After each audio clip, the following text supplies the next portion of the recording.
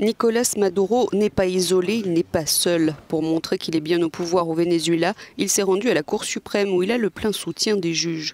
Il peut aussi compter sur le Conseil national électoral qui a déclaré son élection légitime et sur le soutien de l'armée. Son credo lors de son discours devant la Cour suprême, dénoncer l'ingérence américaine.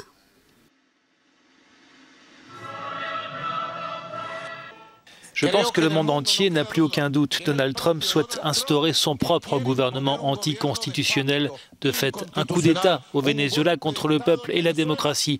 Ne doutons pas que Donald Trump, dans toute sa folie, se croit le gendarme du monde, se croit le patron de l'Amérique latine et des Caraïbes.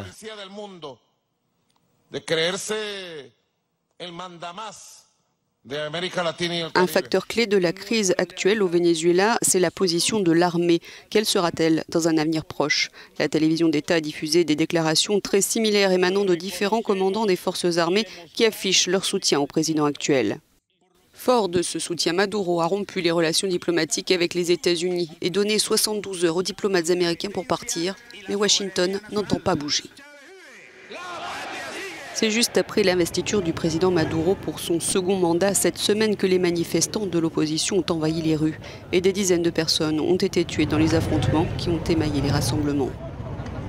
Mais, et malgré le contrôle de Maduro sur les principales institutions du pays, à l'exception de l'Assemblée nationale, l'opposition soutient qu'elle n'abandonnera pas les manifestations jusqu'au départ de Maduro.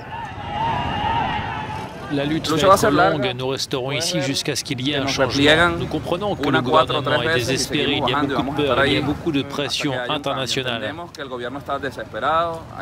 De plus en plus de pays reconnaissent le député de l'opposition Juan Guaidó, président autoproclamé en tant que président légitime du Venezuela. Les États-Unis ont été les premiers à le faire. Le temps du débat est terminé. Le régime de l'ancien président Nicolás Maduro est illégitime. Son régime est moralement en faillite, économiquement incompétent et profondément corrompu. Il est fondamentalement antidémocratique.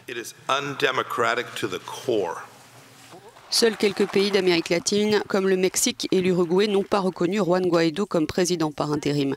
La Russie, la Turquie et la Chine ont manifesté leur soutien à Nicolás Maduro.